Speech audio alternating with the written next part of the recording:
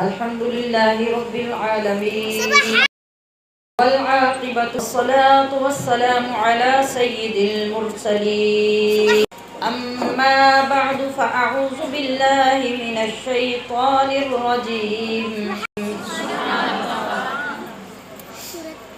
والذي جاء بالصدق وصدق به أولئك هم المتقون صدق الله مولانا العظيم وبلغنا رسوله النبي الكريم الأمين رب اشرح لي صدري ويسر لي أمري واحلل عقدة من لساني يفقهوا قولي سبحانك لا علم لنا إلا ما علمتنا إنك أنت العليم الحكيم إن الله وملائكته يصلون على النبي يا أيها الذين آمنوا صلوا عليه وسلموا تسلیما مسلم ہے محمد سے وفا صدیق اکبر کی، مسلم ہے محمد سے وفا صدیق اکبر کی، نہیں بھولی ہے دنیا کو ادا صدیق اکبر کی، نہیں بھولی ہے دنیا کو ادا صدیق اکبر کی، اور ہم ان کی مدح گوئی داخل سنت نہ کیوں سمجھیں، ہم ان کی مدح گوئی داخل سنت نہ کیوں سمجھیں، نبی تعریف کرتے تھے صدا صدیق اکبر کی، اور رسول اللہ کے لطف و کرم سے یہ ملا رتبہ، رسول اللہ کے لطف و کرم سے یہ ملا رتبہ، کرتا رہا ہر دم خدا صدیق اکبر کی، نہیں بھولی ہے دنیا کو ادا صدیق اکبر کی، اور کلام اللہ میں ہے تذکرہ محمد کا، کلام اللہ میں ہے تذکرہ ان کے محمد کا، زمانے سے بیاں ہو شان کیا صدیق اکبر کی، نجابت میں شرافت میں، نجابت میں شرافت میں، رفاقت میں سخاوت میں، ہوئی شہرت یہ کس کی جا بجا صدیق اکبر کی، نہیں بھولی ہے دنیا کو ادا صدیق اکبر کی، اور وہ صرف صدیق نہیں تھے بلکہ وہ خود ایک صدق تھے، وہ خود ایک صدق تھے، کوئی اگر اس راز کو جانے، وہ خود ایک صدق تھے، کوئی اگر اس راز کو جانے، صداقت تھی صدا صدیق اکبر کی، اور زمین پہ دھوم ہے ان کی، فلک پہ ان کے چرچے پر دھوم ہے ان کی، فلک پر ان کے چرچے ہیں، زمین و آسماں پہ ہے ضیا صدیق اکبر کی، والذی جاء بالصدق وصدق به اولئک هم المتقون۔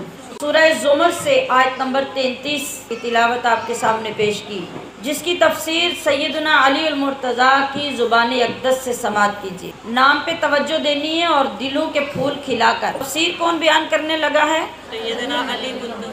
سیدنا علی المرتضیٰ۔ کس کی توجہ کریں، میں سمجھانا کیا چاہ رہے ہیں۔ تفسیر کون بیان کرنے لگا ہے؟ کس کی؟ حضرت ابوبکر صدیق کی۔ تو سمجھنا کیا ہے کہ یہ وہ لوگ ہیں جن کی سانسیں ایک دوسرے کے اندر پیوستہ ہیں، سر ممبر ایک دوسرے کی تعریف کرتے ہیں تو دل کھول کے کرتے ہیں۔ آج ہم ان لوگوں کا کیا کریں گے جو امت کو منتشر کرنے کے لیے سارا زور لگا رہے ہیں؟ علی رضی اللہ تعالی عنہ کو نہ جانے وہ کیا ثابت کرنے کی کوشش میں ہیں، اور صدیق اکبر کو نہ جانے کتنا بڑا دشمن ثابت کرنے کی کوشش میں ہیں۔ تو اس پوائنٹ پہ نظر رکھیے۔ علی المرتضیٰ تفسیر بیان کر رہے ہیں اس آیت کریمہ کی جو سورہ زمر سے میں نے آپ کے سامنے تلاوت کی۔ ارشاد باری تعالی ہے والذی جاء بالصدق، حضرت علی المرتضیٰ فرماتے ہیں کہ اتنے حصے سے مراد پتہ ہے کون ہے؟ اللہ کے محبوب دانائے غیوب، محبوب महबूब किबरिया अहमद मुज्तबा मोहम्मद मुस्तफ़ा वल्लज़ी जाअ बिस्सिद्क़, जो सच्ची खबर लेकर आए वो आमिना के लाल है, वो मोहम्मदुर रसूलुल्लाह है। और वसद्दक़ बिही, इससे मुराद सैयदुना अबू बकर सिद्दीक़। तो ये माह मुबारक जिसका आम नाम जमादियुल उखरा या जमादियुल सानी है, आशिकों की ज़ुबान पे इसका नाम माह अमीरुल मोमिनीन है, माह खलीफतुर रसूल बिला फसल है, माह रईसुस सिद्दीकीन है, माह इमामुस सहाबा है, माह मुहसिने उम्मत मुस्लिमा सैयदुना अबू बकर सिद्दीक अब्दुल्लाह बिन उस्मान अबी कहाफा है। अबू बकर सिद्दीक सारी दुनिया इस नाम से जानती है, इसलिए कि ये नाम अल्लाह ने अता किया। आपके मनसब से आपको ये खिताब मिला है, आपकी शानदार मोहब्बतों का ये सिला मिला है, आपकी वफ़ाओं ने आपको ये लक़ब दिलाया है, ये कुनियत मिली है, और आपका नाम, आपके नाम को दुनिया जानती नहीं। ये होती है पहचान जो महबूब के हवाले से मिलती है, वो ऐसी गालिब आ जाती है कि असल पहचान ही लोग भूल जाते हैं। तो हज़रत अबू बकर सिद्दीक़ को ये पहचान जो मिली, ये महबूब के हवाले से मिली, लिहाजा पूरी कायनात में गालिब आ गई। जो पहचान उनको अपने माँ बाप के ज़रिए से मिली थी, उसको तो कोई जानता ही नहीं है। आज सुन लें, हज़रत अबू बकर सिद्दीक़ का नाम अब्दुल्ला था, आपका नाम अब्दुल्ला, आपके वालिद का नाम उस्मान अबू कहाफा। लेकिन 1450 साल से अब तक और अब से लेके क़यामत तक और क़यामत के मैदान में भी जिस नाम से पुकारा जाएगा वो अबू बकर सिद्दीक़, इसलिए कि सबसे पहले कायनात में रसूलुल्लाह सल्लल्लाहु अलैहि वसल्लम के रसूल होने की हैसियत से जिसने दुनिया को मोहब्बत का सबक पढ़ाया वो अबू बकर है। हजूर की मोहब्बत के सबसे पहले मुअल्लिम अबू बकर सिद्दीक़, से पहले उस्ताद अबू बकर सिद्दीक़, मोहब्बत रसूल का दर्स देने वाले सबसे पहले मुदर्रिस अबू बकर सिद्दीक़, वो पहला मददगार, पहला सहाबी, वो पहला सहाबी नबी ने जिसे हर कदम पे दुआ दी। अफजल बशर बाद अज़म्बिया है, अफजल बशर बाद अज़म्बिया है, वो जाने सदाकत, वो जाने वफा है, ते उसी की अदाओं पे आशिक, उसी की अदाओं पे आशिक, उसी की नमाज़ों दुआओं पे आशिक, नबियों से कमतर इमामों से आला, नबियों से कमतर इमामों से आला, मोहम्मद से हरदम वफा करने वाला। अज़ीज़ात मोहतरम, जिस तरह से मैंने आगाज़ में भी अर्ज़ किया और पिछले महीने में अपनी गुफ्तगू के इख्तिताम पर भी अर्ज़ किया था कि हमने हर घड़ी, हर सांस, हर लम्हा अपने रब का ज़िक्र करने की जिस आदत को इख्तियार करना है और अपने महबूब करीम अलैहिस्सलाम की जिस सुन्नत मुक़द्दसा का आमिल बनना है, वो है हर घड़ी, हर लम्हा, हर आन ज़िक्र खुदाबंदी। जैसा कि कुरान अज़ीम ने इरशाद फरमाया कि अल्लाह का ज़िक्र करो, कसरत से ज़िक्र करो, हर घड़ी ज़िक्र करो, सुबह शाम ज़िक्र करो, हर नमाज में ज़िक्र करो, सोते जागते ज़िक्र करो, करवटों के बल पे ज़िक्र करो, उठते बैठते ज़िक्र करो। यही तुम्हारा काम है, क्योंकि तुम्हारे रब ने तुम्हें पैदा ही इसीलिए। तो पिछले माह में आपकी खिदमत में अमूमी सूरतें, आसान तरीन सूरतें जिन के साथ हम अपने आप को ज़िक्र खुदाबंदी का पाबंद कर सकते हैं, वो पेश की थी। और आज की इस महफिल के लिए अर्ज़ किया था कि इंशाअल्लाहुल अज़ीज़ इसी तरबियत को लेकर अगले महीने में हाजिर होंगे।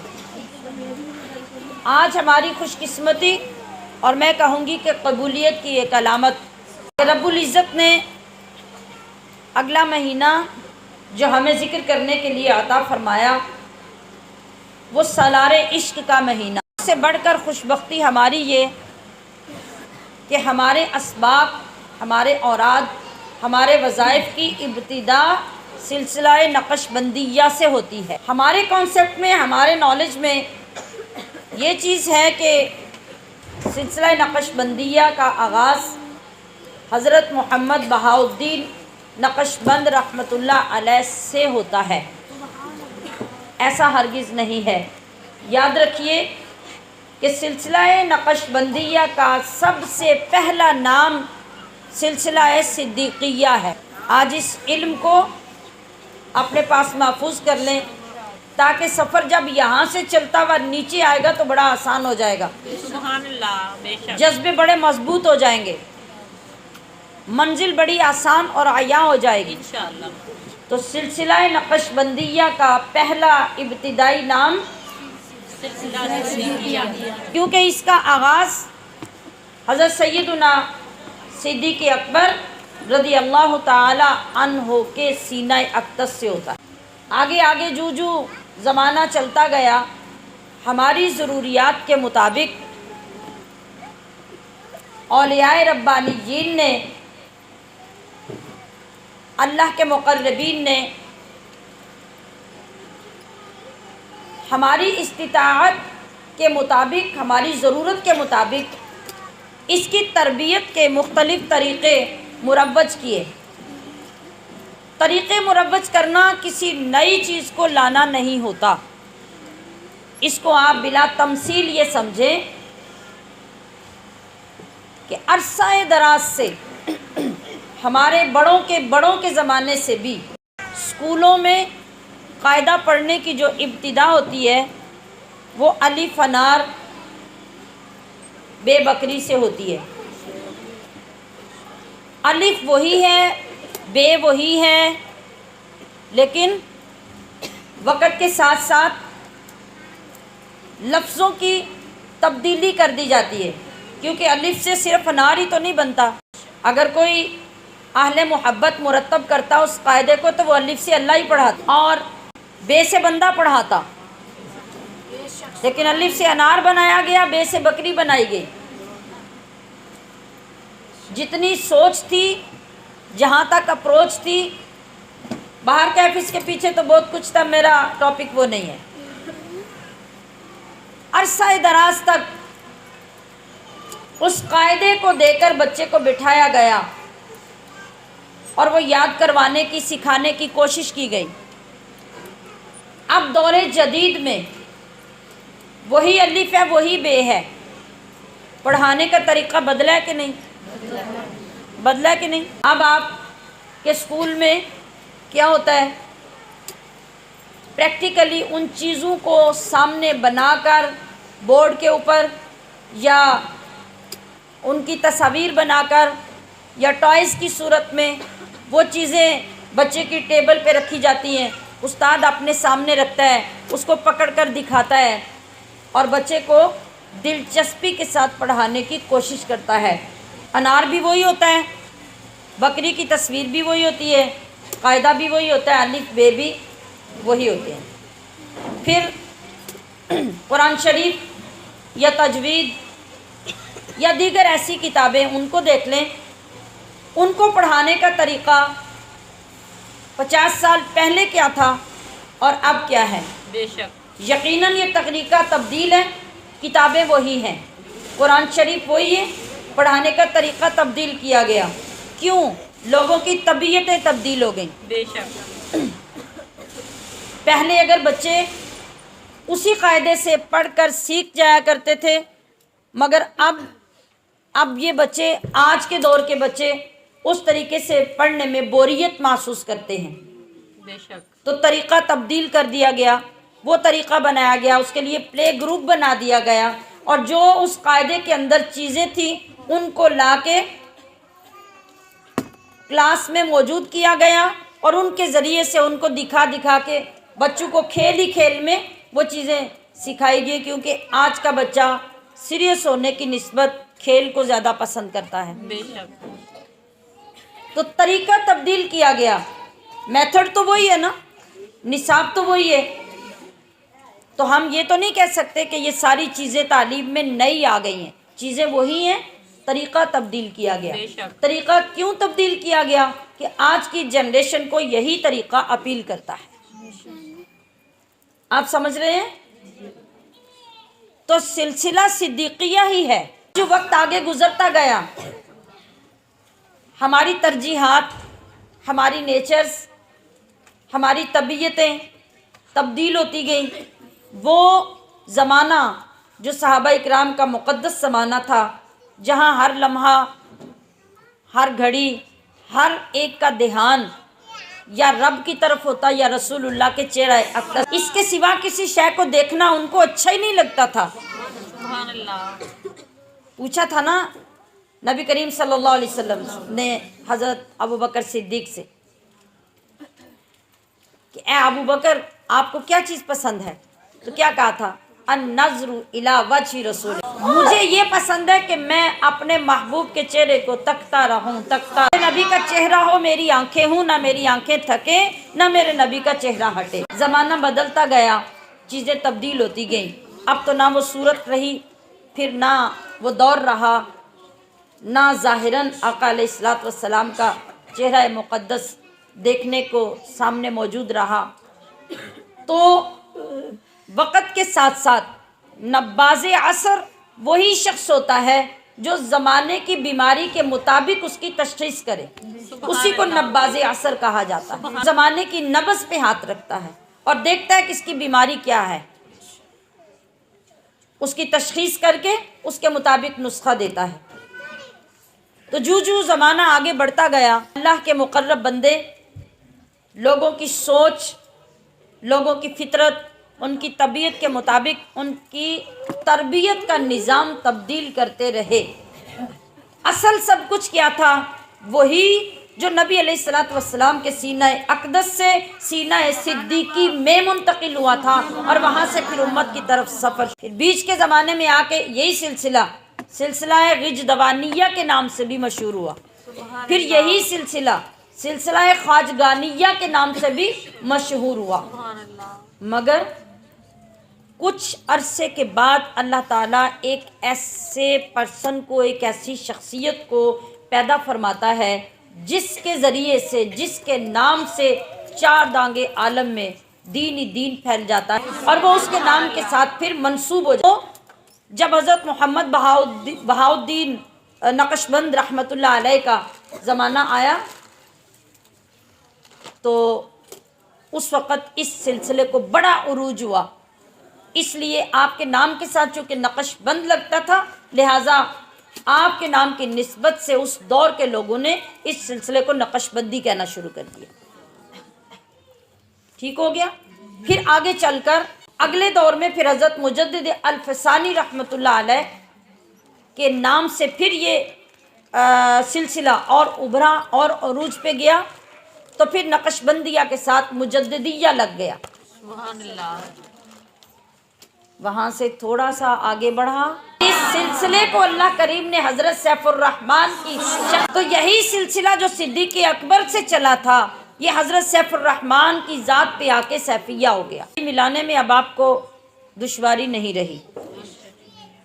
تو عزیزات محترم، میں نے کہا کہ ہم نے ذکر کی بات شروع کی تھی، اور اللہ نے اگلی مجلس میں ہمیں ذکر صدیق عطا کر دی تاکہ ہم بنیاد پہ پہنچیں اور بنیاد سے ذکر کو لے کے آئیں، ہمارے ذکر میں، ہماری گفتگو میں برکات اور فیوزات زیادہ ہو جائیں۔ آمین۔ تو الحمدللہ اگر ہم اس کو چھوڑ کے نارملی ذکر کو ہی آگے لے کے بڑھتے تو بہت سارے فیوزات سے، بہت ساری برکات سے جو آپ کے نام کے ذریعے سے امت کو ملی، ہم محروم رہ جاتے۔ بے شک۔ آپ کی ذات سے شناسائی اس لیے ضروری ہے کہ آپ جس کے نام کی عظمت کے گیت گاتے ہیں، بے شک۔ آپ کو اشتیاق رہتا ہے کہ ہم اس کو ملیں، ہم اس بے کو شک، دیکھیں۔ بے شک۔ تو پھر یہ کیسے ہو سکتا ہے کہ یہ سلسلہ نقش بندیہ پوری کائنات میں صدیق اکبر کے سینے سے پھیلا ہو، اور ہم آپ کی ذات میں پائی جانے والے فیوز و برکات اور آپ کی جو صفات ہیں اس سے اپنی جنریشن کو محروم رکھیں، نہیں، یہ ہمارا فرض اولی ہے کہ محمد مصطفیٰ صلی اللہ علیہ وسلم کی ذات اقدس کے بعد جس ذات کا تعارف اور جس ذات کی شان بیان کرنے کی امت میں ضرورت ہے وہ ابو بکر صدیق رضی اللہ تعالیٰ۔ تو جس طرح سے میں نے عرض کیا، قرآن عظیم نے فرمایا والذی جاء بالصدق، کہ وہ ذات جو سچ کو لے کر آئی، وصدق بہ، اور وہ جس نے اس کی تصدیق کی۔ تو مصطفیٰ اور صدیق اکبر کا اکٹھا ذکر اللہ نے قرآن میں کر دیا گیا کہ اولئک ھم المتقون، سبحان اللہ، یہی لوگ تقوی کے اعلیٰ درجے پہ فائز ہوتے ہیں، سبحان اللہ، یہی لوگ متقی کہلانے کے حقدار ہوتے ہیں۔ تو جس طرح سے ہم اپنے علاقوں میں طریقت اور تصوف کے 4 مشہور سلسلوں کو جانتے ہیں اور ان کے نام بھی جانتے ہیں، نقش بندیہ، سہروردیہ، چشتیہ، قادریہ۔ یہ 4 سلسلے بر صغیر میں، پاک و ہند میں، ہمارے علاقوں میں مشہور ہیں۔ ایسا نہیں ہے کہ یہ 4 سلسلے قرآن سے نازل ہوئے ہیں یا یہی 4 سلسلے پوری دنیا میں ہیں۔ مختلف ممالک میں، جو اسلامی ممالک ہیں، مختلف علاقہ جات میں مختلف اولیاء کرام معروف ہوئے ہیں اور انہوں نے دین کا اتنا کام کیا ہے کہ ان کے نام سے اسی طرح سلسلے مشہور ہوئے ہیں۔ جس طرح بر صغیر میں، پاکستان، ہندوستان میں ان 4 اولیاء سے یہ 4 سلسلے معروف ہوئے ہیں، اس طرح بیرون ممالک میں اور بھی کئی طریقت کے سلسلے معروف ہیں۔ بے شک، لہذا یہ 4 سلسلے حرف آخر نہیں ہیں۔ چونکہ ہمارے علاقوں میں اللہ نے جن اولیاء کرام کو بھیجا، ان جن کے ذریعے سے ان سلسلوں کو عروج ملا، ہم انہی کے نام سے ان کو جانتے ہیں۔ بے شک، اس لیے ہمارے درمیان یہ 4 سلسلے مشہور ہیں۔ حضرت علی المرتضیٰ رضی اللہ تعالی عنہ، آپ کے بارے میں، حضور غوث اعظم کے بارے میں جس طرح سے عوام کے اندر کچھ چیزیں معروف ہیں کہ کوئی شخص اس وقت تک ولی نہیں بن سکتا جب تک حضور غوث اعظم کی مہر لگ کر علی المرتضیٰ کے دفتر میں نہ پہنچے، وہ پھر حضور کی بارگاہ میں پیش نہ کریں، تب تک کوئی ولی نہیں بن بے سکتا۔ شک، چشتیہ، قادریہ، سہروردیہ، ان تینوں میں نبی علیہ الصلوۃ والسلام کی ذات اقدس کے بعد سب سے پہلا نام جو طریقت میں آتا ہے وہ حضرت علی المرتضیٰ کا نام آتا ہے۔ اور سلسلہ نقش بندیہ میں نبی کریم صلی اللہ علیہ وسلم کے بعد سب سے پہلا جو نام آتا ہے وہ سیدنا ابو بکر صدیق رضی اللہ تعالی عنہ کا نام آتا ہے۔ اس کا یہ مطلب ہرگز نہیں ہے کہ اس سلسلے سے حضرت علی المرتضیٰ کا نام نکل گیا ہے، نہیں، اس سلسلے کی جامعیت یہ ہے کہ وہاں آغاز حضرت علی المرتضیٰ سے ہوتا ہے اور نقش بندیہ میں حضرت ابو بکر صدیق کے ساتھ حضرت علی المرتضیٰ کا نام بھی آتا ہے۔ حضرت علی المرتضیٰ سے تینوں سلسلوں کا آغاز ہوا تو فیضان ولایت آپ کے ذریعے سے اللہ پاک نے آگے چلایا، اور یہاں حضرت صدیق اکبر سے نقش بندیہ کا جو آغاز آگے کیا گیا اور اس فیض کی جو ترسیل کی گئی، یہاں سینہ ابو بکر صدیق میں فیضان ولایت نہیں بلکہ ڈائریکٹ فیضان نبوت اللہ نے انڈیل دیا۔ فیضان نبوت اللہ پاک نے ڈائریکٹ مصطفیٰ کے سینے سے حضرت ابو بکر صدیق کے سینے میں اتار دیا، سبحان اللہ، اور یہاں سے فیضان نبوت اور فیضان ولایت یہ جمع ہو کر پھر امت کی طرف آگے بڑھا۔ تو پتہ یہ چلا کہ کوئی سلسلہ ایسا نہیں ہے جس کے اندر صحابہ کرام کی جماعت میں یا سیدنا علی المرتضیٰ رضی اللہ تعالی عنہ یا سیدنا ابو بکر صدیق رضی اللہ تعالی عنہ کی ذات میں یا دیگر صحابہ کرام میں کسی قسم کا کوئی اختلاف یا علیحدگی پائی جاتی ہو۔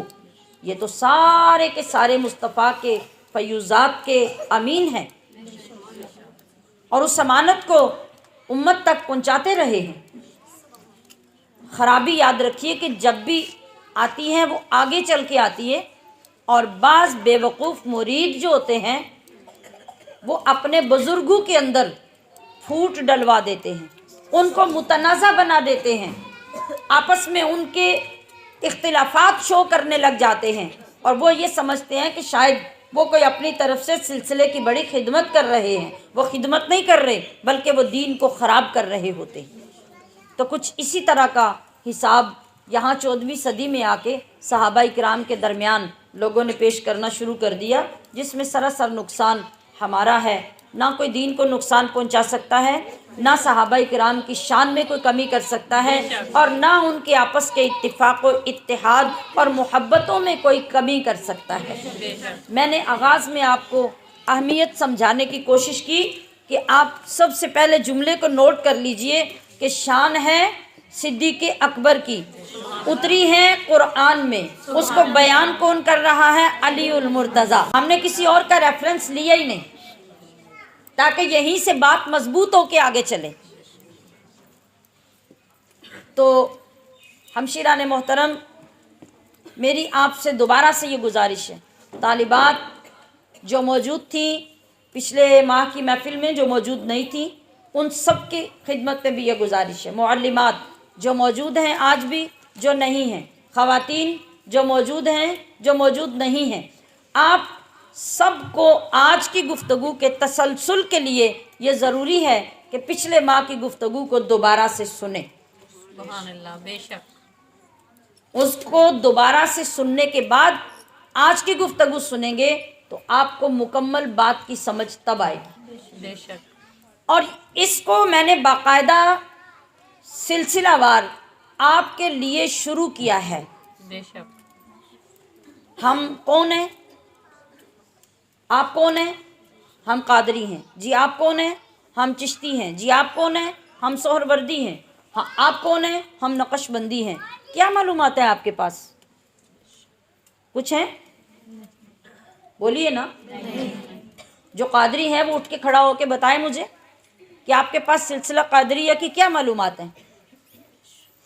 जो चिश्ती है वो खड़ा हो, वो मुझे बताए कि आप चिश्ती हैं, तो चिश्ती होने की मालूमात आपके पास क्या है? कि कादरी चिश्ती तो ये तसव्वुफ के सिलसिले हैं। आज हमारा हाल तो ये है कि हम अगर राजपूत हैं, हम अगर मलिक हैं, हम अगर चौधरी हैं, हम अगर जट हैं, हम अगर हाशमी हैं, हम अगर सैयद हैं, तो हमारे पास तो उसकी भी कोई दलील नहीं है, हमें तो उसकी भी कोई मालूमात नहीं है। आज हमारी जनरेशन का ये हाल है कि आप 10 बच्चों को खड़ा करें और उन्हें कहें कि अपने दादी दादा का नाम बताएं, कितने बता सकेंगे? और अगर कुछ बच्चों ने दादी दादा का नाम बता दिया तो उनसे पूछें कि परदादी परदादा का नाम क्या है, या वो मुंह नीचे कर लेंगे या हंस के दिखा देंगे। जी, ये आज हमारी पहचान है, ये हमारी जिम्मेदारी है। याद रखिए कि जिस तरह मैंने अर्ज़ किया कि ये चारों दरिया हैं, तो अगर हम इनका तारुफ नहीं कर सकते, किसी को बता नहीं सकते, खुद उससे मुतमईन नहीं है, तो हम फैज़ कैसे हासिल कर सकते हैं? नहीं कर सकते ना। तो हमारे लिए ज़रूरी है कि हम किसी सिलसिले के साथ अगर अपने आप को मुंसलिक समझते हैं तो याद रखिए किसी सिलसिले के साथ मुंसलिक होने का ये मतलब है कि आप उसकी तालीम लेने के लिए, उसके असबाक सीखने और उनका आमिल बनने के लिए उसके साथ वाबस्ता हुए हैं। वो कोई भी सिलसिला है, जब आप उसके सबक हासिल नहीं करते, उनको याद नहीं करते, उनको सीखते नहीं हैं, तो फिर आपको सिर्फ एक नाम याद कर लेने से तो कभी फैज़ नहीं मिलेगा। फैज़ तो तभी मिलेगा कि जब कोई साहिबे सिलसिला आपको मुकम्मल तौर पर वो सारे असबाक याद करवा दे, जो अंदर उतारने वाले हैं वो अंदर उतार के उनका नूर अता कर दे, और फिर आपको पता चले कि जो मेरा मुक्तदा है, जो मेरा रहनुमा है, मैं यहाँ बैठ कर भी उसके साथ अटैच हूँ, यहाँ बैठ कर भी मुझे उससे फैज़ मिल रहा है। ये है किसी सिलसिले में दाखिल होना। और आपको अगर किसी भी चीज़ का इल्म नहीं, ना आपने किसी से सबक लिया, ना आपने उसको याद किया, ना आपने उस पर अमल किया, तो फिर उसका तो आपको कोई फ़ायदा नहीं है। आप अपने आप को धोखा दे रहे हैं, लोगों को भी धोखा दे रहे हैं, दीन को भी धोखा दे रहे हैं। जब तक हम किसी एक रास्ते का तयन करके उस पे चलते नहीं हैं, याद रखिए हमें उस वक्त तक मंजिल नहीं मिल सकती। बेशक। और सिलसिला नक्शबंदिया के जो बुजुर्गान हैं, उन्होंने जिस तरह इस पर चल के इससे फयूज़ात व बरक़ात हज़रत अबू बकर सिद्दीक़ की निस्बत से जो हासिल की है ना, उनका मकाम ये है कि नबी करीम सल्लल्लाहु अलैहि वसल्लम ने जो सुन्नतों का ख़जाना अपनी उम्मत के लिए छोड़ा है, इस सिलसिले के पैरोकारों ने और जो जिस सिलसिले के साथ में मुखलिस हुआ है, उसने उसको इस अंदाज से अपनाया है कि जिस सुन्नत को अपनाया उसका फैज़ बाइने ही मुस्तफ़ा की बारगाह से उसको नसीब हुआ। जब तक हम इस मकाम की तरफ सफ़र नहीं शुरू करते और हमें बाज़ाबिता तौर पे ये मालूम नहीं होता कि हमने इतनी तरक्की हासिल कर ली है, उस वक़्त तक आप कोई दावा नहीं कर सकते कि मैं किस सिलसिले के साथ हूँ। देखिए, मैंने अर्ज़ किया कि बुलंदी की तरफ सफ़र है। अब बुलंदी की तरफ सफ़र आप सीढ़ी के ज़रिए अगर छत पे जाने के लिए करते हैं, तो जितनी सीढ़ियाँ चढ़ के आप पलट कर पीछे देखें या आगे देखें रुक कर, आप बता सकते हैं कि नहीं मैंने इतनी सीढ़ियाँ चढ़ी हैं? बता सकते हैं। क्यों? आपने मेहनत की है ना, एक एक सीढ़ी पे कदम रख के आप चढ़े हैं, आपने ज़ोर लगाया है, ऊपर कदम रखा है, फिर ऊपर रखा है, फिर ऊपर रखा है। जिस सीढ़ी पे आके जाके रुके हैं, आपको पीछे का भी इल्म है, आगे का भी इल्म है कि इतनी मंजिलें आगे भी हैं। तो ये आपकी एक आंख देखेगी ना, नीचे भी देखेगी, ऊपर भी देखेगी, तो बताएगी, फैसला करेगी कि इतनी सीढ़ियाँ नीचे मैं छोड़ आया हूँ और इतनी मेरे आगे हैं।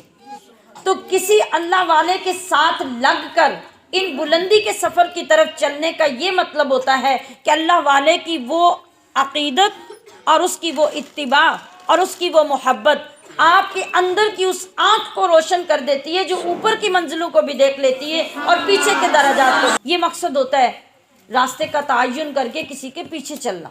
सुभान अल्लाह। और अगर हम इन चीज़ों में मुखलिस नहीं होते, मैंने आगाज़ में कहा था कि जो बैत के मुतमन्नी हैं वो तवज्जो से आज की गुफ्तगू को सुने कि आपने बैत क्यों करनी है। पिछले महीने में भी मैंने कुछ तालिबात की बैत को रोक दिया था कि आप पहले अपनी तैयारी करें। ये आज की तैयारी भी उसी की कड़ी है। आपने बैत होना है, आप अपने आप को तैयार करें, आप मुखलिस हो जाएं, आप अपने आप को परखें, चेक करें कि मैं इस मंजिल के सफ़र के लिए तैयार हूँ या सिर्फ मैं एक निस्बत हासिल करना चाहती हूँ, अपने नाम के साथ मैं लगाना चाहती हूँ कि मैं बैत हो गई। ये तसव्वुर ही हमें किसी ने गलत दिया बैत का, कि बस जाके हाथ में हाथ दे के कलिमा दोबारा पढ़ लो और जैसे पहले बेनियाज थे फिर बेनियाज हो जाओ और ये कह लो कि अब मेरी सारी जिम्मेदारियां मेरे पीर पे हैं। पीर इसलिए पीर है ही नहीं, मुर्शिद इसलिए मुर्शिद है ही नहीं।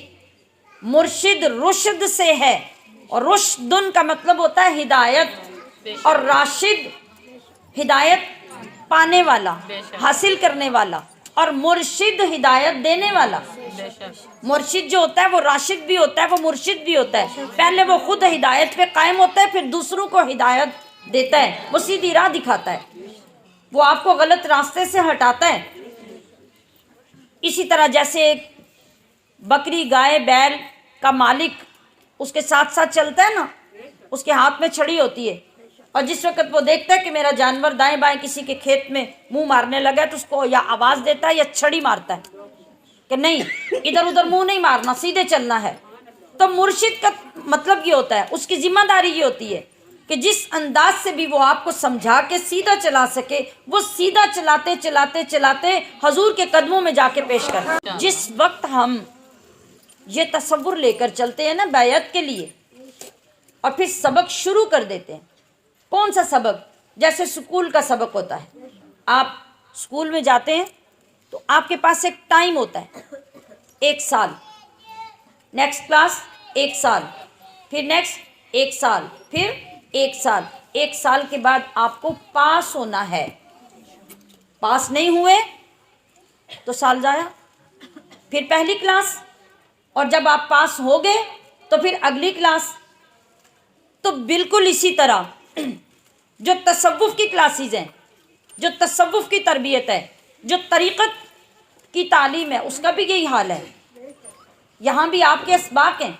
मैंने कहा कि वक्त के साथ साथ अल्लाह के वलियों ने, अल्लाह के दोस्तों ने हमारी हालत ज़ार को देखकर, हमारे गंदे सीने जंग आलूद देखकर हमारे लिए तरीके मुरत्तब किए।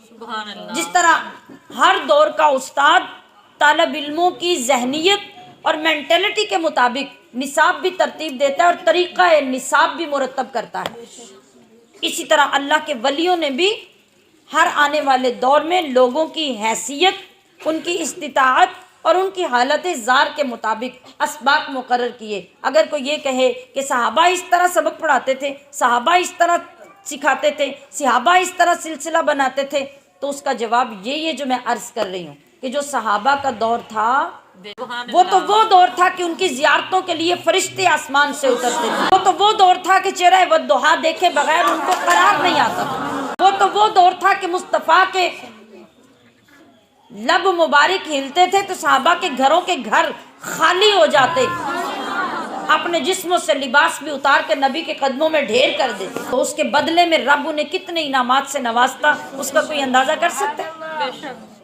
तो आज जो हमारी हालत है, हमारी हालतों में तो इसका नामो निशान भी नहीं।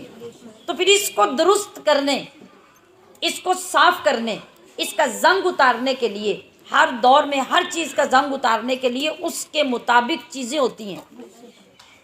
तो इसी तरह जो अल्लाह का ज़िक्र बंदे के दिल का जंग उतारता है, तो जैसी जैसी चीज़ पे जैसा जैसा जंग लगा होगा उसका तरीका भी तो वैसे ही होगा ना। तो औलिया किराम के असबाक मुकर्रर करने का ये मतलब नहीं कि उन्होंने कोई नया तसव्वुफ़ या नई तरीक़त घड़ के ला के रख दी है, नहीं, बल्कि हमारे हाल के मुताबिक उन्होंने तरीक़े वज़ा किए। मकसूद वही है क़ुर्ब इलाही, मकसूद वही है इत्तिबाए सुन्नत। बेशक मकसूद से कोई अल्लाह का वली नहीं हटता बशर्ते कि वो सच्चा अल्लाह का वली हो। तो मैं अर्ज़ क्या कर रही थी कि पहले साल में आपको जो असबाक पढ़ने हैं, आपके पास टाइम है कि साल के आखिर पे आपने इनमें कामयाब होना है। इनका इम्तिहान होगा और आपको फिर इम्तिहान में पास करने के बाद अगली क्लास में बिठाया जाएगा। अगर आप कामयाब नहीं होते तो अगला साल भी आपको इसी पे लगाना होगा। तो तरीक़त के असबाक में भी यही होगा कि आपको पहला, दूसरा, तीसरा जितने असबाक जिस सिलसिले के होंगे तरतीब वार उनको याद करना होगा, और याद करने का तरीक़ा जो आपको आपका मुर्शिद बताएगा आपने उसके मुताबिक उसको लेके चलना होगा। फिर क्या होगा? उसके नतीजे में आपके अंदर सुन्नत का नूर उतरेगा। सुन्नत का नूर उतरेगा तो सुन्नत का फैज़ान मिलेगा, और सुन्नत के फैज़ान की अलामत ये होगी कि जो फ़यूज़ व बरक़ात और जो बुलंदी दराजात अल्लाह के नबी सल्लल्लाहु अलैहि वसल्लम को हासिल थी उसके मुताबिक आपकी कैपेसिटी और आपकी इस्तिताअत के मुताबिक अल्लाह आपको अता करे। ये है किसी सिलसिले में आने का तरीक़ा, उससे आगे चलने का तरीक़ा। और जब हम नक्शबंदी हैं तो किसी साहिब निस्बत नक्शबंदी से आपको सबक लेना है। बेशक सुभान अल्लाह। आपको सबक याद करना है, उसको पुख्ता करना है और फिर आगे चलना है। तब आप नक्शबंदी कहला सकते हैं, तब आप कादरी कहला सकते हैं, तब आप चिश्ती कहला सकते हैं। अगर आपने ये कुछ नहीं किया तो सिर्फ ये कि आप में कोई बड़ा नक्शबंदी था तो आप ऑटोमेटिकली नक्शबंदी बन गए, नहीं, ये नहीं हो सकता। आप कुछ सीखे पढ़े बग़ैर, तौबा किए बग़ैर, अपने दिल पे ज़रबे लगाए बग़ैर आप ये कहें कि मैं साहिब सिलसिला बन जाऊं, ये नहीं हो सकता। या किताबों को पढ़ के आप ये कहें कि मैं भी ये वजीफ़ा करने लग जाऊं तो मैं नक्शबंदी या कादरी बन जाऊंगा, आप नहीं बन सकते। जब तक आप पूरी अक़ीदत, पूरी तौबा और सच्चे इरादे के साथ बैठकर उन असबाब का आगाज़ नहीं करेंगे, उन पे मेहनत नहीं करेंगे, उनको पक्का याद नहीं करेंगे, उस वक़्त तक आपका ज़िक्र नहीं है। जिस वक्त आपको ये निस्बतें नसीब हो जाती हैं, तो मैंने पिछली गुफ्तगू में अर्ज़ किया था कि ज़िक्र का माना क्या है, याद करना। तो याद करने के लिए वक्त की कैद नहीं होती, याद करने के लिए जगह की कैद नहीं होती, याद करने के लिए किसी ख़ास एंगल में बैठने की ज़रूरत नहीं होती। याद तो आप हर वक्त हर घड़ी कर सकते हैं।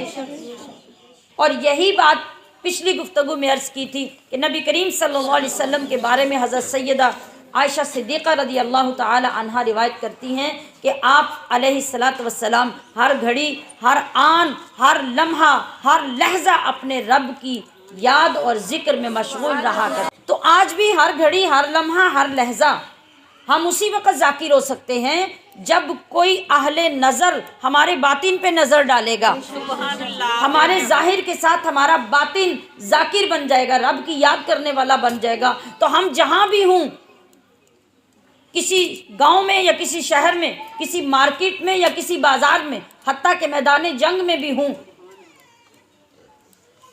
या बिस्तर पे सोए हुए हूँ, हर हाल में हम अपने रब की याद में होंगे। जब रब की याद नसीब हो जाएगी तो फिर ऑल टाइम आपका जिक्र चलता रहेगा।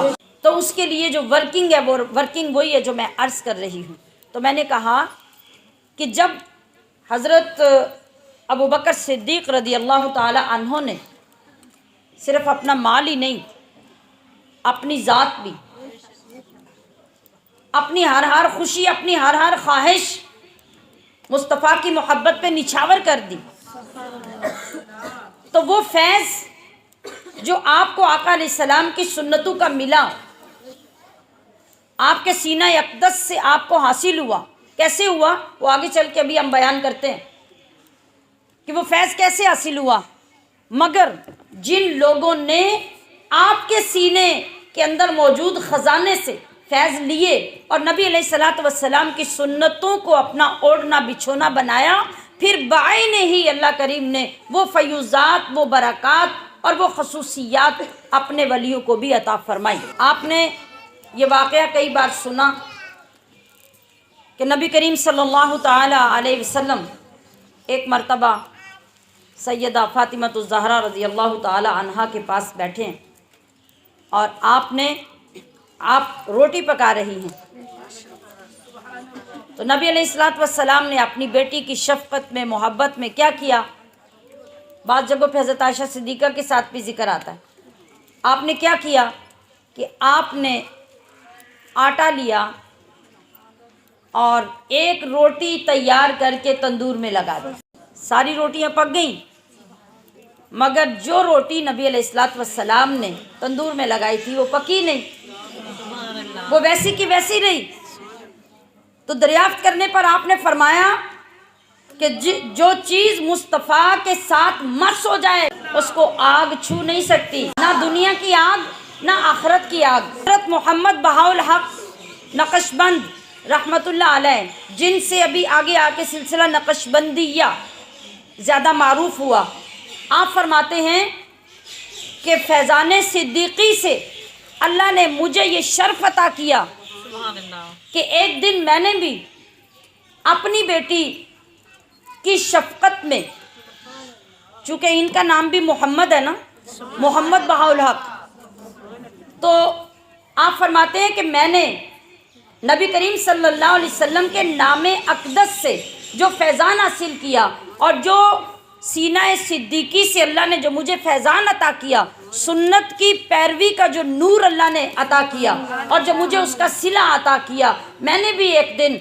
अपनी बेटी की शफ़क़त में हजूर की सुन्नत पूरी करते हुए आटा लिया, रोटी तंदूर में लगाई। तो जिस तरह मेरे आका की लगी रोटी नहीं पकी, मेरी रोटी भी तंदूर में नहीं पकी। सिलसिला नक्शबंद में सुन्नत पर عمل کا التزام اس قدر ہے، اور جب آپ اس قدر سنت کا التزام کر لیتے ہیں تو پھر یہ فیوز و برکات بھی آپ کا نصیب بنتے ہیں۔ اگر آپ اس کے لیے مخلص نہیں ہیں اور اگر آپ ان کی پرواہ نہیں کرتے تو پھر کسی بھی سلسلے کی نسبت آپ کو فائدہ نہیں دیتی، صرف آپ کے نام کے ساتھ لاحق سابقے بس لگتے رہتے ہیں۔ فائدہ آپ کو تبھی ہوتا ہے جب آپ اپنے آپ کو پیکر سنت بنا لیتے ہیں، مصطفیٰ کی سنت میں ڈالتے ہیں، تو پھر اگر اتنی صدیوں کے بعد حضرت نقشبند رحمۃ اللہ علیہ کے ہاتھ سے پکی ہوئی روٹی کو دیکھ کر مصطفیٰ کا وہ زمانہ یاد آ سکتا ہے، تو ہمیں باقی معاملات میں بھی حضور کی سنت کا فیض ہمیں نصیب ہو سکتا ہے۔ عزیزات محترم، اللہ کا فرمان، اللہ کے رسول کا فرمان یہی ہے، اپنے اللہ کو اتنا یاد کرو، اتنا یاد کرو کہ لوگ تمہیں دیوانہ کہنے لگ جائیں۔ دنیا میں بھی تو ہم کسی سے اتنی محبت کر ہی بیٹھتے ہیں نا، لوگ کہتے ہیں محبت چلا ہو گیا، تو اللہ یہ کہتا ہے میری محبت میں چلے ہو جاؤ، میرے محبوب کے عشق میں چلے ہو جاؤ۔ تمہیں دیکھ کے لوگوں کو گمان ہو کہ یہ دیوانہ ہے، یہ اپنے ہوش و حواس میں نہیں ہے، لیکن ایک عرض کر دوں کہ سلسلہ نقش بند کے اندر اللہ نے یہ خاصیت رکھی ہے کہ آپ کے اندر انوار و تجلیات کا طوفان کیوں نہ ہو، آپ کے اندر انوار و تجلیات کے سیلاب کیوں نہ ہوں، لیکن اس سلسلے کی خاصیت یہ ہے کہ آپ لوگوں کے سامنے پرسکون بیٹھے، کوئی آپ کو دیکھ کے جج نہیں کر سکتا کہ آپ کے اندر کی باطن کی کیفیت کیا ہے، اس لیے کہ یہ سلسلہ حضرت ابوبکر صدیق کے سینے سے آگے چلا ہے، اور سینہ صدیق میں رب کریم نے نبی علیہ الصلوۃ والسلام کے سینے کے سارے خزانے انڈیل دیے، اور جو حال مصطفیٰ کریم کا انبیاء کی جماعت میں ہے، جو مقام و مرتبہ نبی کریم صلی اللہ علیہ وسلم کا انبیاء کی جماعت میں ہے، جس طرح اللہ کی بارگاہ میں رسول اللہ کا مرتبہ ہے، جتنی محبوبیت رسول اللہ کی اللہ کی بارگاہ میں ہے، رسول اللہ کی نظر میں وہ مقام ابوبکر صدیق کا۔ تمام نبی اللہ کی بارگاہ میں مرید کی حیثیت رکھتے ہیں، اور میرے اور آپ کے نبی اللہ کی بارگاہ میں مراد کی حیثیت رکھتے ہیں۔ جس کو اللہ نے اپنی تجلی دکھائی، اپنا فیض دیا، اپنی کتاب دی، نبیوں کو ایڈریس دیا، نبیوں کو پتہ بتایا کہ وہاں آ جاؤ، آ کے لے جاؤ۔ موسیٰ علیہ السلام کو دیکھ لیں، اللہ نے کہا وہ کوہ طور ہے، وہاں آنا ہے، اس طرح کھڑے ہونا ہے، اس طرح آنا ہے، اور وہاں گفتگو ہوگی اور یہ انداز ہوگا۔ تو موسیٰ علیہ السلام گئے، تو جو مراد تھے، جو آمینہ کے لال تھے، کے لیے اللہ نے کیا فرمایا، حبیب تو جدھر چاہے جا، میرا قرآن تیرے پیچھے پیچھے ہوگا، چاہے جا کے استراحت فرما، جب میں چاہوں گا تو اپنا پیغام وہی تیرے پیچھے بھیج کے تجھے اپنے پاس۔ تو امت میں حضرت ابوبکر صدیق کا یہ مقام رسول اللہ کی بارگاہ میں ہے۔ تمام صحابہ اس فیضان کے اعتبار سے فیض لینے والے ہیں، اور ابوبکر صدیق ہے جن کو فیض دیا گیا ہے۔ میں نے عرض کیا کہ حضرت علی المرتضیٰ ہوں یا حضرت عمر فاروق یا حضرت عثمان غنی ہوں، سب کے سب معترف ہیں اس بات کے کہ جو مقام صحابہ میں حضرت ابوبکر صدیق کو ہے وہ کسی اور کو نہیں۔ ہم نے حضرت علی المرتضیٰ سے بات کا آغاز کیا تھا، پھر آپ ہی کی زبان سے آپ کی شان سنتے ہیں۔ ایک شخص حضرت علی المرتضیٰ کی بارگاہ میں آیا، اس نے آ کے ایک سوال کیا۔ آپ کو معلوم ہے کہ سارے سوال نالج کے لیے، علم کے لیے یا جواب کے لیے نہیں کیے جاتے، کچھ سوالوں میں شیطانیت بھی ہوتی ہے، کچھ سوال جواب دینے والے کو لاجواب کرنے کے لیے، اور کچھ سوال شرارت کے لیے بھی کیے جاتے ہیں، ہے پتہ کہ نہیں جی؟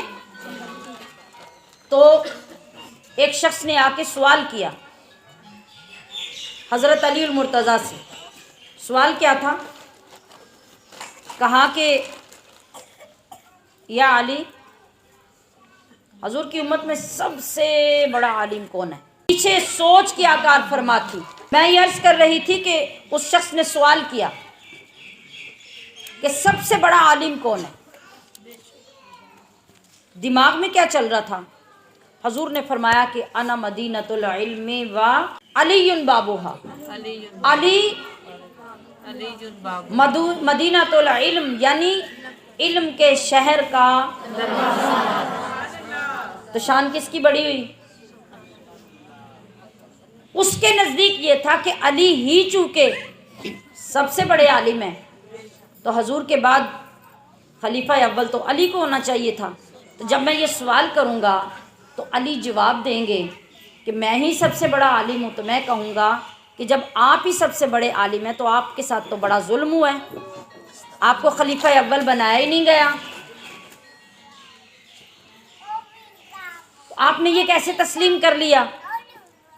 اب حضرت علی اگر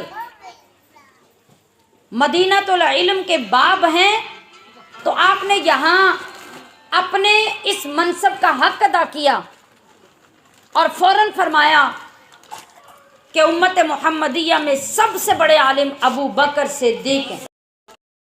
کیوں؟ دلیل بھی بتائی. فرمایا کیوں؟ اس لیے کہ میرے محبوب کا فرمان ہے کہ جب تم میں ایک جماعت نماز پڑھنے والی ہو اور تمہیں کسی کو امام بنانا پڑے تو اس کو امام بناؤ جو تم میں سب سے زیادہ. بکر صدیق کو تو امام میرے نبی نے بنایا، پڑھ کر انتخاب کس کا زیادہ اچھا ہو سکتا تھا؟ تو جب نبی نے اپنے مصلی کے لیے ابو بکر کو امام منتخب کیا تو ابو بکر ہی پوری امت میں سب سے بڑے عالم. سوال کرنے والا یہ سوچ رہا تھا تو حضرت علی المرتضیٰ نے کہا کہ تمہیں معلوم نہیں، نبی علیہ الصلوۃ والسلام نے اپنے علالت کے وقت میں جب لوگ آپ کے پاس آئے کہا یا رسول اللہ نماز کا وقت ہو گیا. آپ خاموش. تھوڑی دیر بعد پھر لوگ آئے کہا یا رسول اللہ نماز کا وقت ہو گیا ہے. آپ پھر خاموش. تیسری مرتبہ جب پھر لوگ آئے انہوں نے آ کے عرض کی یا رسول اللہ نماز کا وقت ہو گیا تو آپ نے ارشاد فرمایا مرو ابا بکر فلیصلی بالناس، ابو بکر کو میرا پیغام دو کہ لوگوں کو نماز پڑھائیں. جائیے حضرت علی المرتضیٰ نے کیا اعلیٰ جواب دیا کہ مخالف کا منہ بند کر دیا. پھر اس نے ایک اور سوال سوچا. اس نے کہا کہ یا علی بتائیے کہ جماعت صحابہ میں سب سے بڑا بہادر کون ہے؟ حیدر کرار، شیر خدا. علی المرتضیٰ شیر خدا تو وہ ہیں، تو اللہ کے شیر سے بھی کوئی بڑا بہادر ہے؟ سوال کرنے والے نے بڑا سوچ کے سوال کیا. کہا یا علی بتائیے سب سے بڑا بہادر کون ہے؟ حضرت علی المرتضیٰ نے فی البدیہہ جواب دیا کہ سب سے بڑا بہادر ابو بکر ہے. کہا یا علی تو پھر آپ اگر بہادر ابو بکر ہیں تو پھر آپ. کہا کہ جب میرے آقا نے فاران کی چوٹی پر سب سے پہلا اعلان کیا تھا، لوگوں سے کہا تھا قولوا لا الہ الا اللہ، اس وقت مشرکین مکہ نے پتھر اٹھائے اور نبی علیہ الصلوۃ والسلام پہ حملہ کیا.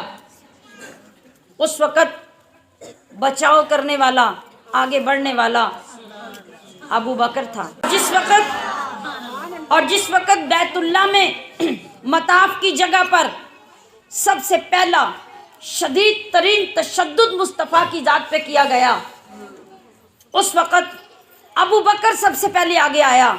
اس نے اپنے آپ کو نبی کے سامنے ڈھال کی طرح پیش کر دیا. اے سوال کرنے والے، علی تو اس وقت 10 سال کا بچہ تھا. تو اس وقت ابو بکر لہو لہان ہوئے، بے ہوش ہو گئے، خون بہہ گیا، زندگی کی کوئی امید باقی نہ رہی.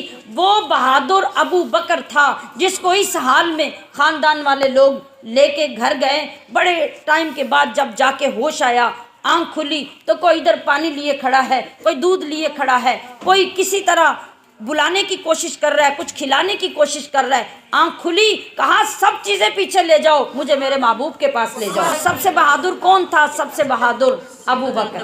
زبان بند ہو گئی، سوال کرنے والے کی زبان بند ہو گئی. اب تیسرا سوال اس نے کیا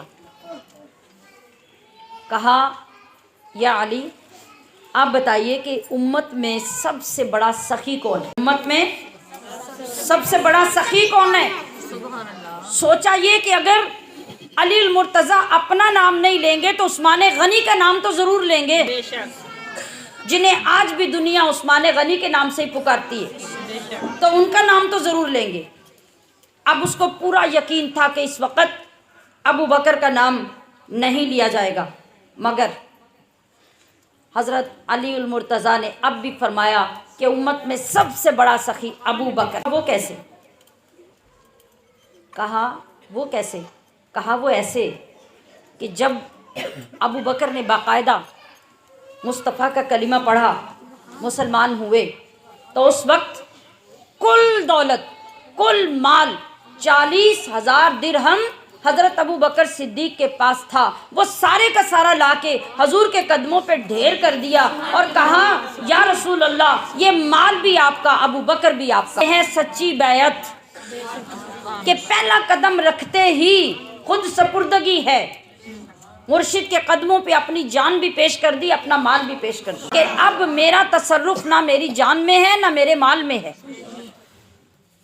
کہا پھر اے سوال کرنے والے تجھے وہ منظر یاد نہیں جب مصطفیٰ نے جنگ تبوک کے لیے لوگوں کو فنڈ جمع کرنے کا کہا، اسلام کی مدد کے لیے اللہ کے نبی نے کہا، تو پھر ابو بکر نے کیا کیا تھا؟ کہا تمہیں یاد نہیں ابو بکر نے کیا کیا تھا؟ ان دنوں میں حضرت عمر فاروق اور حضرت ابو بکر صدیق میں کچھ معمولی رنجش ہو گئی تھی دوستوں میں، انڈرسٹوڈ ہے نا؟ تو کہا تمہیں معلوم نہیں کہ جنگ تبوک کے لیے جب مصطفیٰ نے صحابہ کو اسلام کی مدد کرنے کے لیے کہا تو تب کیا ہوا؟ تب یہ ہوا کہ حضرت عمر اور حضرت ابو بکر صدیق دونوں کے درمیان کچھ شکر رنجی چل رہی تھی، کچھ آپس میں دوری ہو رہی تھی، کسی بات پہ اختلاف ہوا تھا، ناراضگی چل رہی تھی۔ آج جب مصطفیٰ نے اعلان کیا تو حضرت عمر فاروق نے اپنے دل میں سوچا بس جب ابو بکر بیعت ہوئے تھے، جب اسلام قبول کیا تھا، تب تو بڑا مال تھا ان کے پاس، تو وہ تو سارے کا سارا دے چکے، تب تو اتنا مال تھا، اور اب یہ وقت ہے کہ اب اے عمر تیرے پاس بڑا مال ہے، کہ بڑا اچھا وقت ہے ابو بکر سے آگے بڑھنے کا، لہٰذا اب تو دل کھول کے اسلام کی خدمت کر۔ اب ابو بکر لائیں گے تو کتنا لائیں گے؟ ان کا مال تو چھوٹا سا ڈھیر ہوگا اور تیرے پاس تو بڑا مال ہے۔ بڑے جذبے سے اٹھے، گئے، سارا مال، دولت، پیسہ، دینار، درہم، ساز و سامان مکمل طور پہ ہاف کر دیا، 2 حصے کر دیا، ایک حصہ گھر والوں کے لیے، ایک حصہ لا کے حضور کے قدموں میں پیش کر دیا۔ اب وہ تو آ گئے جوش و جذبے کے ساتھ، سب کچھ اکٹھا کر کے آدھا گھر رکھا، آدھا لے کے آ گئے، مگر وقت گزرتا گیا، دیر ہوتی چلی گئی، ابھی تک ابو بکر نہیں آئے۔ جب بہت وقت گزر گیا تو ابو بکر صدیق آئے۔ کس انداز میں آئے، کس طریقے سے آئے کہ گھر کے اندر جو کچھ بھی تھا وہ سب کو، حتیٰ کہ سلائی کرنے والی سوئی بھی جو کسی دیوار کے سوراخ میں لگائی ہوئی تھی اس کو بھی ڈھونڈ کے سامان کے اندر رکھ کے لائے۔ جب یہ بھی سارا جمع کر لیا تو اپنے جسم پر نظر پڑی، کہا اے ابو بکر تیرے محبوب کو دین کے لیے مدد کی ضرورت ہے اور تو اتنا مہنگا لباس پہن کے بیٹھا ہے۔ اتار دیا، معمولی سا ٹاٹ خریدا، سبحان اللہ، اس کو اپنے جسم پہ لپیٹا، درخت کے کانٹے لے کے ان کو جوڑا آپس میں، وہ زیب تن کیا، سب کچھ جمع کر کے اپنے محبوب کی بارگاہ میں پیش کرنے کے لیے ساتھ لیا۔ واہ کیا چال ہے۔ اب آپ جب چلے، ابھی ابو بکر نبی علیہ الصلوۃ والسلام سے کچھ فاصلے پر ہیں، جبریل پہلے آ گئے، سامنے ابو بکر آ رہے ہیں، میرے مصطفیٰ اپنے یار غار کو آتے دیکھ رہے ہیں کہ یہ کیا انداز ہے، یہ ابو بکر نے کیا پہن رکھا ہے، یہ کس انداز میں میری بارگاہ میں آ رہا ہے۔ اچانک اسی وقت جب جبریل آتے ہیں تو اللہ کے محبوب فرماتے ہیں جبریل بولو تم اس وقت کہاں، تم کیا کرنے آئے ہو؟ کہا یا رسول اللہ آپ ذرا دیکھیے جو آپ کا یار آ رہا ہے، آپ اس کو دیکھ کر آسمان کی طرف دیکھیے، اللہ نے آپ کے لیے آسمانوں کے سارے دروازے کھول دیے ہیں۔ ذرا ابو بکر کو دیکھ کر اوپر دیکھیے، آپ کو ہر فرشتہ ٹاٹ کا لباس پہنے نظر آئے گا۔ اب کیا ہوا؟ حضرت عمر فاروق حیران ہو کر دیکھتے رہ گئے۔ اب آگے سوال بدل گیا، معیار بدل گیا۔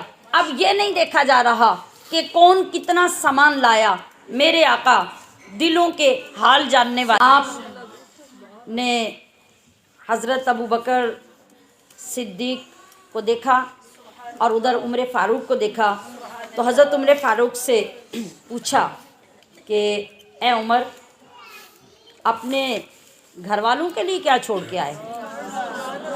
یہ پوچھے نہیں کہ مال کتنا لائے ہو۔ جو بات عمر فاروق کے دل میں پیدا ہوئی تھی کہ میرا مال زیادہ ہوگا ابو بکر کا کم ہو جائے گا، حضور نے وہ سوال ہی نہیں کیا، حضور نے پیمانہ بدل دیا۔ کہا عمر گھر والوں کے لیے کیا چھوڑ کے آئے ہو؟ کہا یا رسول اللہ جتنا یہاں لایا ہوں اتنا ہی پیچھے چھوڑ آیا ہوں، ہر چیز کا آدھا حصہ آپ کی بارگاہ میں اسلام کے لیے لے آیا ہوں اور آدھا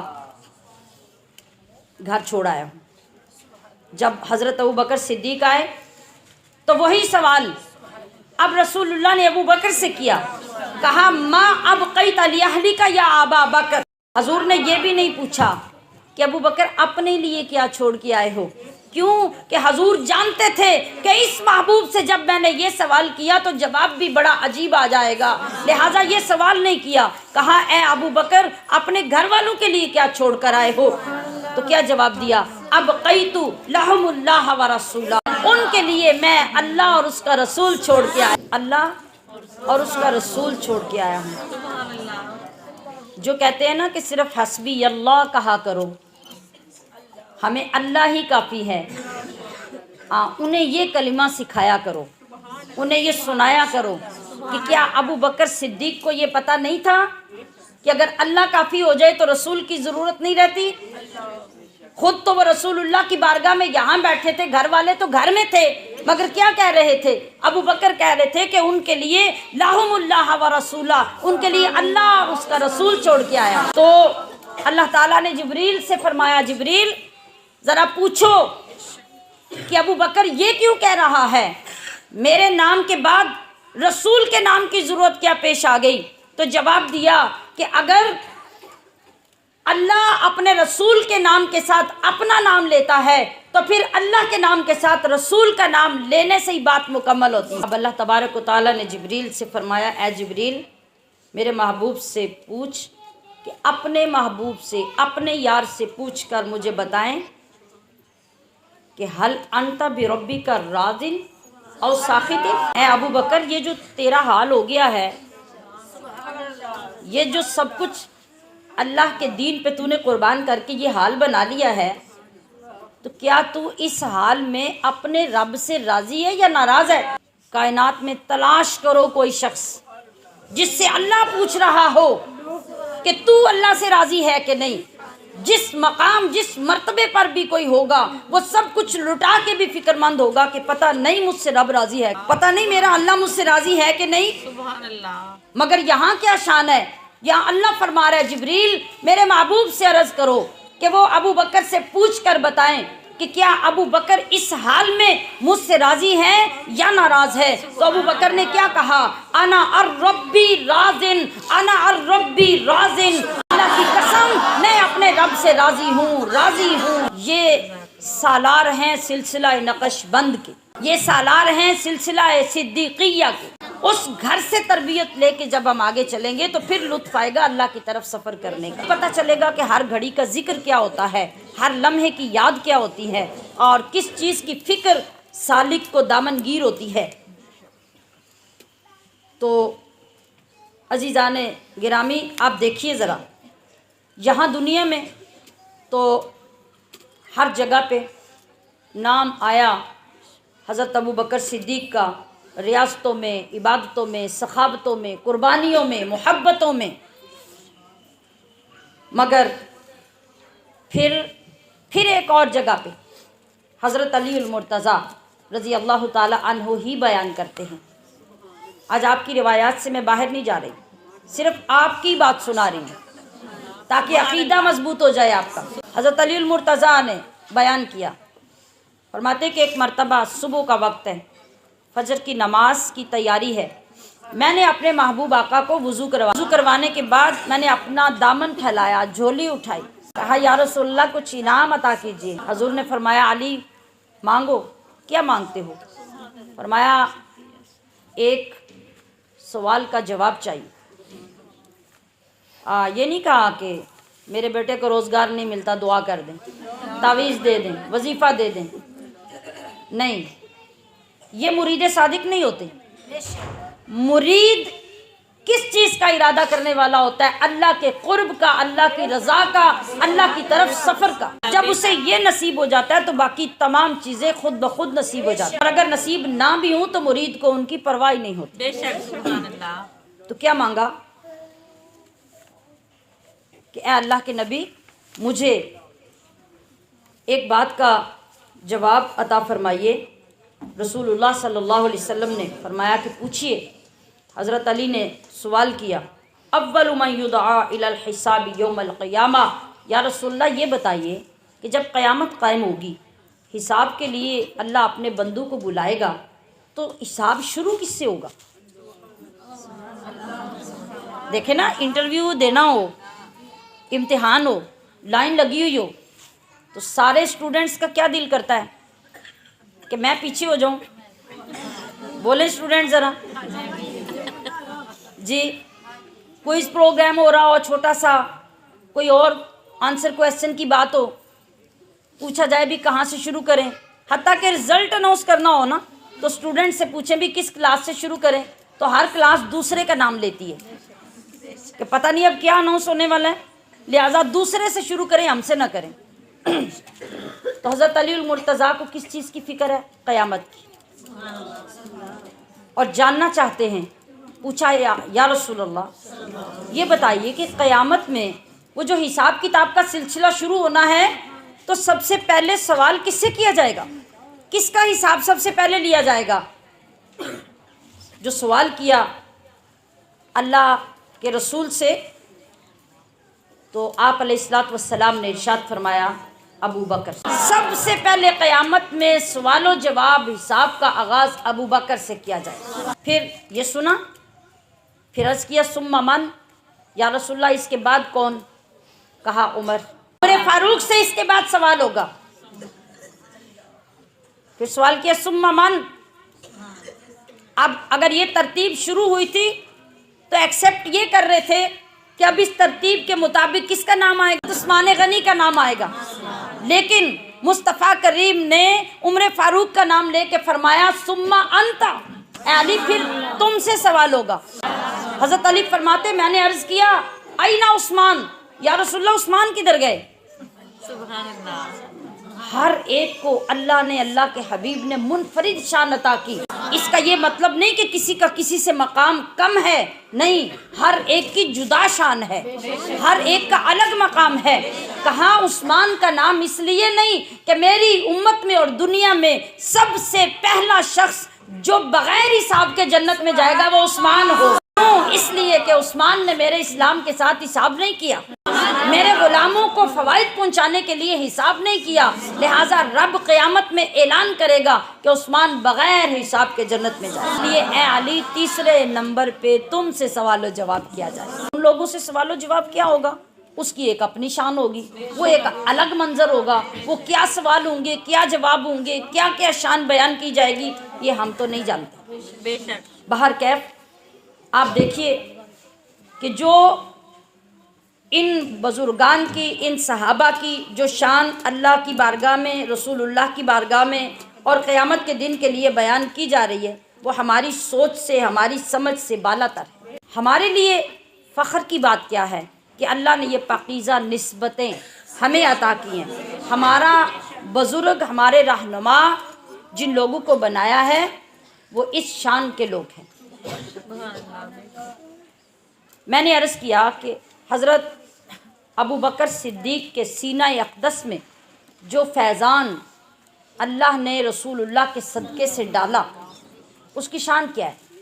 کسی نے سوال کیا حضور کی بارگاہ میں کہ یا رسول اللہ ابو بکر کا اتنا بڑا مقام ہے تو کیا کوئی اور اتنے درہم خرچ کر دے، اتنا مال پیش کر دے، اتنی قربانیاں دے دے اور اتنا کچھ اسلام کے لیے کر دے تو ابو بکر والا مقام کسی اور کو مل سکتا ہے؟ تو حضور نے فرمایا کہ ابو بکر کا مقام دینار خرچ کرنے کی وجہ سے نہیں، درہم خرچ کرنے کی وجہ سے نہیں، سخاوت کرنے کی وجہ سے نہیں، ابو بکر کا اعلیٰ مقام اس وجہ سے ہے، اس خزانے کی وجہ سے جو خزانہ اللہ نے میرے سینے میں ڈالا وہی خزانہ اللہ نے ابو بکر کے سینے میں ڈالا۔ ابو بکر کا اعلیٰ مقام اس خزانے کی وجہ سے ہے جو اس کے سینے میں ہے۔ ہمشیران محترم ذرا سمجھیے، اس کی شان سمجھیے۔ حضرت مفتی احمد یار خان نعیمی رحمۃ اللہ علیہ نور اللہ مرقدہ، آپ فرماتے ہیں اپنی تفسیر نور العرفان میں کہ حضرت ہاجرہ صفا مروہ پہ دوڑی، سبحان اللہ، پتھر، کنکر، ریت، مٹی، خس و خاشاک، تنکے، نہ جانے کیا کیا اس کے اوپر جب دوڑی، ان کے قدم جب اس زمین پہ لگے، ذرا دل میں اتاریے جملے کو، سبحان اللہ، سبحان اللہ، ان کے قدم اس پتھریلی زمین پر لگے، خس و خاشاک پہ لگے، ان کنکروں پہ لگے، ریت کے ذروں پہ لگے تو اللہ نے وہاں سے وہاں تک کی جگہ کو یہ مقام عطا کر دیا کہ اس جگہ پہ چلنے کو نبیوں کے لیے، ولیوں کے لیے، اقطاب کے لیے، ابدال کے لیے وہاں پہ چلنا لازم اور واجب قرار دے دیا۔ اتنی شان اللہ نے اس زمین کو عطا کر دی۔ ذرا آگے آئیے، دل کو کھول کر سنیے، میں جس جملے کی طرف جا رہی ہوں اس جملے سے آپ کے سینے منور ہو جانے چاہیے۔ مفتی صاحب فرماتے ہیں کہ حضرت ہاجرہ کے قدم لگنے سے اس زمین کی یہ شان ہو گئی، آج قیامت تک آنے والے لوگوں میں سے کوئی شخص اگر صفا مروہ کی عظمت کا انکار کرے یا وہاں چلنے کو حج کا اور عمرے کا رکن نہ مانے وہ کافر ہو جاتا ہے۔ کافر کیا ہو جاتا ہے؟ کافر۔ حضرت ہاجرہ جو اللہ کی ایک بندی ہیں، ان کے قدموں کی برکت سے صفا مروہ کے درمیان کی زمین کو یہ شان اور یہ عظمت ملی۔ کتنا وہ وقفہ ہے، کتنی جگہ ہے، آپ اس کا اندازہ کیجئے۔ لیکن مفتی صاحب رحمۃ اللہ علیہ فرما رہے ہیں کہ رسول اللہ صلی اللہ علیہ وسلم کو حضرت ابو بکر صدیق نے اپنے کندھوں پر جب اٹھایا، کی رات میں جب لے کے نکلے تو رسول اللہ کو اپنے کندھوں پہ بٹھایا، وہاں سے غار ثور تک لے کے گئے، وہاں سے واپس اترے۔ یہ جتنا ٹائم آپ لے کر ان کو چلے وہ مسافت اگر جمع کی جائے تو 11 میل وہ سفر بنتا ہے، جس میں ابو بکر صدیق نے مصطفیٰ کریم کو اپنے کندھوں پہ بٹھایا۔ تو آپ دیکھتے ہیں جب آپ کسی کو کندھوں پہ بٹھائیں گے اس کے قدم کہاں ہوں گے؟ جب آپ کسی کو کندھوں پہ بٹھائیں گے اس کے قدم آپ کے سینے پہ ہوں گے۔ ابو بکر صدیق کے کندھے ہیں، مصطفیٰ کے قدم ہیں، ابو بکر صدیق کا سینہ ہے، رسول اللہ کے قدم 11 میل کی مسافت تک ابو بکر صدیق کے سینے سے لگتے رہے۔ اگر زمین کے سینے پر حضرت ہاجرہ کے قدم لگیں وہ اتنی مقدم بن جائے تو سوچو حضرت ابو بکر صدیق کے سینے پر 11 میل چلنے کے دوران مصطفیٰ کے قدم لگتے رہے، اس سینے کی شان کا عالم کیا انوار و تجلیات ملے۔ آخری بات، ہمارے جو مرشد، دادا مرشد حضرت مجدد الفسانی رحمۃ اللہ علیہ اور ان کے پیر و مرشد، نام کیا ہے؟ حضرت باقی باللہ رحمۃ اللہ علیہ۔ کیا نام ہے؟ حضرت باقی باللہ رحمۃ اللہ علیہ۔ آپ کا मकाम, आपकी शान, आपके अनवार व तजल्लियात जो बयान से बाहर हैं। आपके आस्ताने अक़दस के करीब एक नान बाई होता था। जब भी कोई मेहमान आस्ताने पे आते, दिन में, रात में, वक़्त बे वक़्त, आप उस नान बाई से उधार, नकद, हर तरह से उससे नान मंगवाते। आने वाले मेहमानों की ज़ियाफ़त की जाती। एक दिन हज़रत बाक़ी बिल्ला मौज में आए, कहा ए नान भाई, तू मांग, अपनी इन खिदमात पे क्या इनाम मांगता है? कहा अगर आपने इनाम ही देना ना, तो मैं कोई इनाम दुनिया की दौलत, माल, शाही, इज़्ज़त कुछ नहीं मांगता। मैं आपसे ये इनाम मांगता हूँ, आप मुझे अपने जैसा कर, आप मुझे जैसा कर। कहा ये बड़ा मुश्किल है, मैं तो अपने जैसा कर दूंगा मगर तू बर्दाश्त नहीं कर सकेगा। कहा बस जो होता है हो जाए। वो मैं तंदूर पे बैठा, आपके हुजरे के सुराखों में, खिड़कियों में, रोशनदानों में, दरवाज़ों के नीचे जो रात रात गए तक अनवारो तजल्लियात छन छन करते बाहर आते देखता हूँ ना, और आपकी ज़ात से मुतल्लक जो जो मैं देख चुका हूँ, मैं भी तो देखूँ कि आखिर आपके अंदर कैपेसिटी कितनी है, रब ने क्या क्या आपको बताया। बस मुझे अपने जैसा कर दे। कहा सोच लो, तुमसे बर्दाश्त नहीं होगा, मैं तो कर दूँगा। कहा अर्ज़ किया ना कि बस मेरी ख्वाहिश ही है कि मुझे अपने जैसा कर। फरमाया आ जाओ। हुजरे में बुला लिया, इशा की नमाज पढ़ी, तवज्जो करने लगे। सारी रात बाकी बिल्ला तवज्जो करते रहे नान बाई को। फजर का वक्त हुआ, नमाज का वक्त हुआ, दरवाज़ा खुला।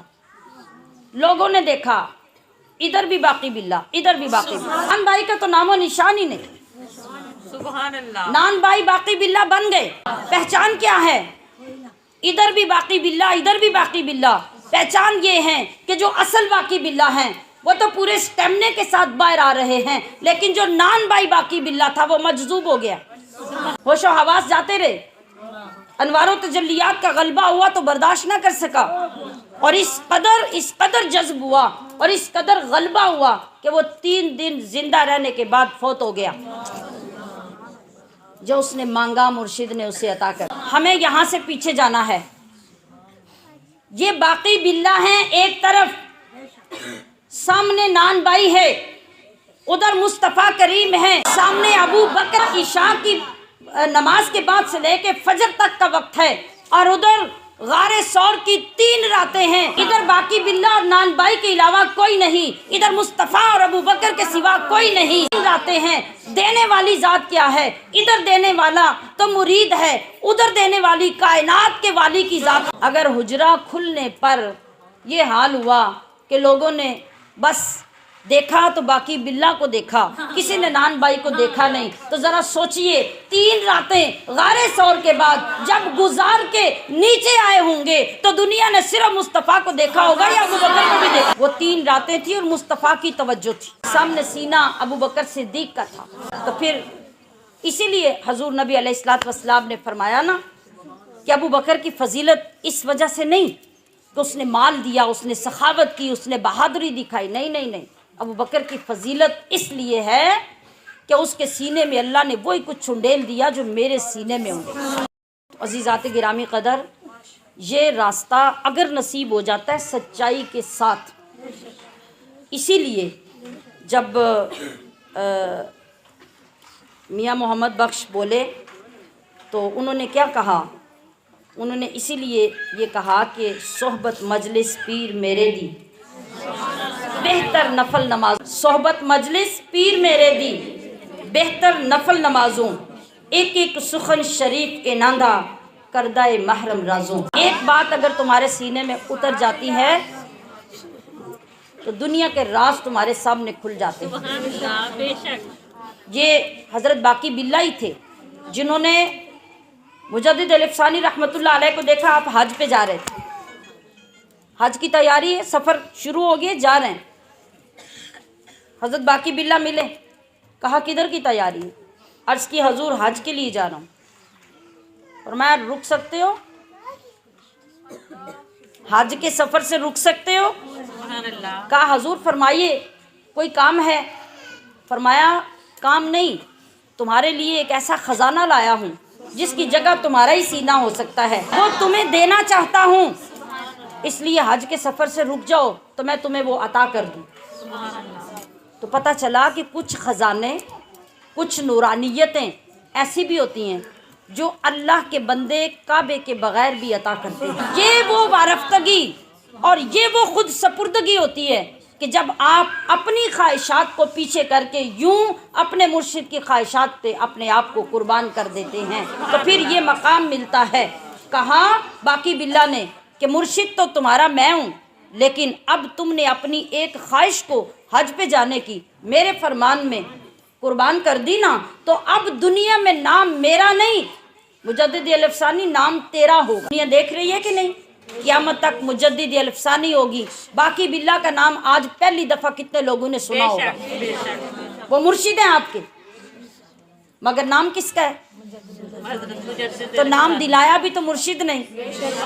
ان لوگوں کو اپنے نام عزیز نہیں ہوتے تھے، جس کو اہل سمجھتے تھے ساری دولت اس کے سپرد کر دیتے۔ اسی لیے اس راستے پہ چل کے جو کامیابیاں نصیب ہوتی ہیں وہ اخلاص کے بغیر نہیں ہوتی، دنیا کی ہوس اور ہرس چھوڑے بغیر نہیں ہوتی۔